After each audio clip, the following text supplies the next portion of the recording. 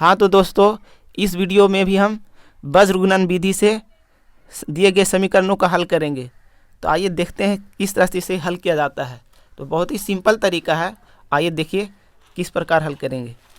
सबसे पहले लिखेंगे दिया गया रैखिक समीकरण है, तो जो समीकरण है इसको उतार लेंगे और इसे थोड़ा सरल रूप में ले आएंगे।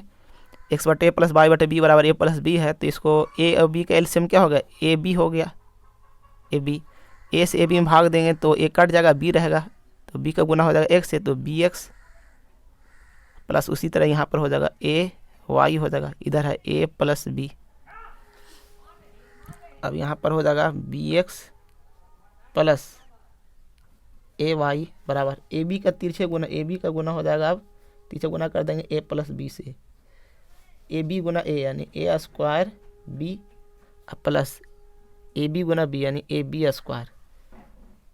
तो ये आपका हो गया समीकरण फर्स्ट हो गया। तथा एक और समीकरण दिया हुआ है, एक्स बटा ए स्क्वायर प्लस वाई बटे बी स्क्वायर बराबर 2। यहाँ आपका दिया हो ये भी, इसको भी इस तरह से हल करेंगे। नीचे में जो है हर में A B A square B square इस तरह से रहने नहीं देना है, सारा ऊपर में ले आना है, अंश में ले आना है।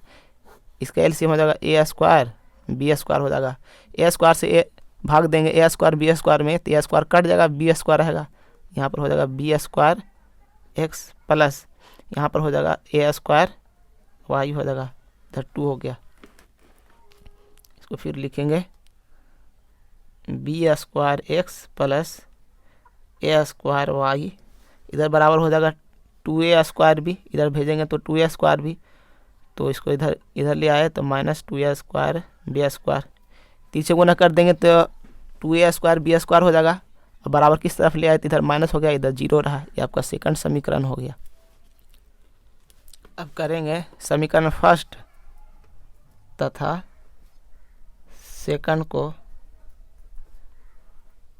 पुनः एक साथ लिखने पर।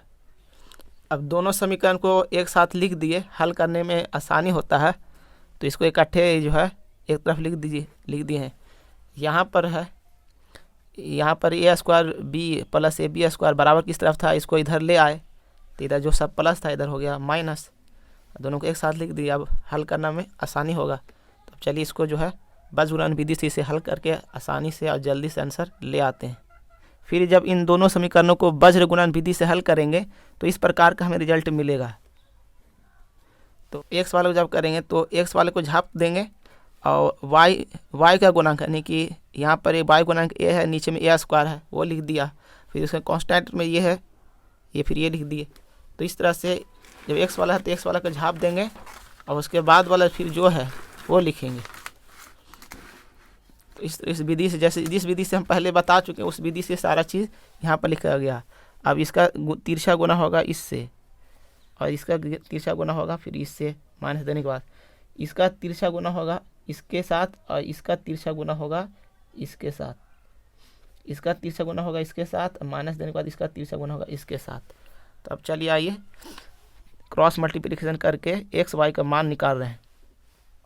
एक्स बटे जब लिखेंगे ए का गुना हो जाएगा माइनस 2a स्क्वायर बी से, अब फिर माइनस है, माइनस गुने फिर यहाँ पर हो जाएगा, इसमें माइनस पहले लगाना होगा, तो माइनस ए स्क्वायर गुने फिर माइनस ए स्क्वायर बी, तो ये हो जाएगा माइनस माइनस प्लस ए स्क्वायर गुने स्क्वायर ए पर पावर 4 बी, फिर यहाँ पर माइनस माइनस फिर ये प्लस ए क्यूब बी स्क्वायर, ये एक्स का हो गया। अब बराबर वाई वाला में अब करेंगे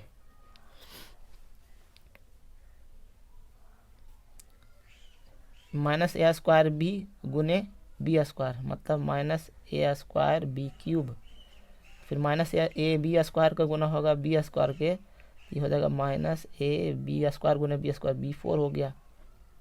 अब फिर माइनस देने के बाद फिर minus 2a square B square का गुना होगा बी से, तो माइनस माइनस हो जाएगा plus 2a square B cube बराबर 1/, जब करेंगे तो बी गुने ए स्क्वायर मतलब ए स्क्वायर बी अब माइनस बी स्क्वायर ए, ये करेंगे।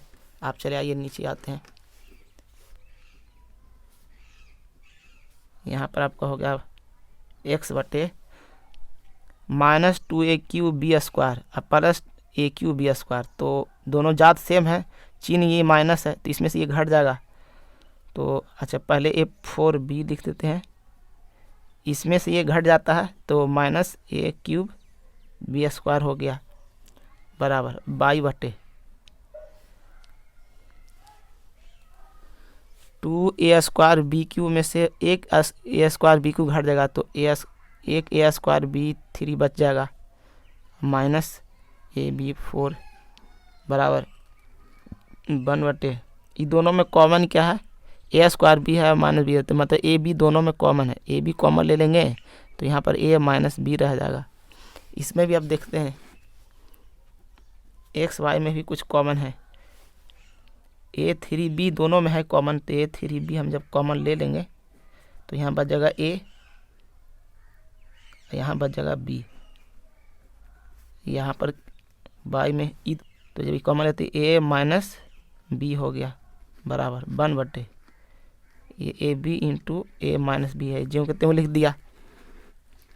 अब आइए देखिए a minus B A minus B A minus B तीनों में a minus B A minus B A minus B सब कट गया है, और क्या बचा x बटा a³ b बराबर y बटे ab³ बराबर 1/ab, ये इतना से दिख रहा है। अब लिखेंगे नीचे में, इसीलिए x बराबर a³ बटा ab बराबर मतलब a² गुना ab हो गया और नीचे में ab है, ab कट गया, a² रहा। अब y बराबर क्या होगा, y बराबर होगा ab³, y बराबर होगा ab³ बटा ab, नीचे में लिखेंगे अतः x बराबर a² और y बराबर b²। आंसर। तो दोस्तों इस तरह से अगर हम सॉल्यूशन कर देंगे तो हमको पूरा का पूरा मार्क्स मिल जाएगा। चलिए अब देखते हैं दूसरा क्वेश्चन। अगला क्वेश्चन आपके सामने दिया गया है, तो इस क्वेश्चन को बीजगुणन विधि द्वारा हल करना है। इस क्वेश्चन को बनाना बहुत आसान है, तो चलिए इसको हम सबसे पहले मान लेंगे। माना कि 1/x प्लस वाई बराबर u तथा 1/x माइनस वाई बराबर v। समीकरण फर्स्ट तथा सेकंड को बीजगुणन विधि से हल करने पर तो ये आपका हो जाएगा, ये ऊपर में लिखेंगे, यहाँ पर u है अचर, यहाँ पर वेरिएबल पद यानी कि चार पद u और v है, तो u बटे लिखेंगे, फिर यहाँ पर लिखेंगे v बटे, और यहाँ पर फिर लिखेंगे 1/। u बटे जब करेंगे तो u को झाप देंगे, -2 और 7 लिखेंगे, इसको काट देंगे, गलत लिखा गया है, -2 और यहाँ पर 7 लिखेंगे, -2 और 7 लिखेंगे। u को जब झाप देंगे तो पहले v का गुणांक आएगा -2 7, उसके बाद फिर कांस्टेंट टर्म में 1 और -7 हो गया, इसको इस तरह से लिखेंगे। और जब v वाले को लिखेंगे तो v वाला झाप देंगे, कांस्टेंट टर्म में 1 और -10 लिखेंगे, उसके बाद फिर v का जब झापेंगे तो 1 और -10 लिखेंगे पहले, और फिर उसके बाद फिर u वाला का फिर लिखेंगे 5 और 15 लिखेंगे। उसके बाद फिर यहाँ पर जब 5 15 लिखेंगे तो फिर वही बतिया, फिर ये चीज़ ये बच गया आपका -2 और 7 लिखेंगे। अब तिरछे गुना हो जाएगा, 7 का गुना होगा 1 से, 1 का गुना होगा 15 से, ये तिरछे गुना हो जाएगा, ऐसे ऐसे तीर से ऐसे लिख देंगे। अब यहाँ पर फिर लिखेंगे u बटे, यहाँ पर ही करेंगे u बटे -2 का गुना करेंगे -10 से, तो ये आपको हो जाएगा माइनस प्लस 2 दहें के 20 हो जाएगा। और फिर माइनस तो देंगे ही, 7 गुने 1 तो 7 हो गया, और बराबर v बटे 1 गुने 15 तो 15, और आपका माइनस दे देंगे तो -10 गुने 5 -50 हो गया। फिर बराबर देखिए 1/, करेंगे 5 सते 35 और माइनस देके -15 माइनस दे दिया, फिर 15 गुने -2 माने मतलब -30। अब ये आ गया, ये यहाँ पर u बटे 20 में से 7 गया 13 बराबर v बटे ये 15 माइनस प्लस 50 हो गया, ये हो गया 1/35 माइनस माइनस प्लस 30 हो गया। u/e 13 है बराबर v/50 15 65, और यहाँ पर 30 और 35 ये भी हो गया 65। फिर आगे चलते हैं। u का मान आ गया 13/65, 13 का 13, 13 × 5 = 65, 1/5 हो गया। अब v का मान हो गया 65/65 बराबर 1 हो गया। तो अब यहाँ पर आइए 1/x + y बराबर u माने थे, और u का मान आ गया 1/5, तो मतलब बराबर 1/5 लिख दिए। मतलब ऊपर में 1 है तो मैंने x + y बराबर 5 हो गया। इस समीकरण को हम थर्ड मान लिए हैं। तथा फिर v को माने 1/x - y बराबर v माने थे, v का मान आया है 1, मतलब 1/1 है। तो यहाँ से आपका हो जाएगा x - y बराबर 1। ये आपका समीकरण हो गया 4।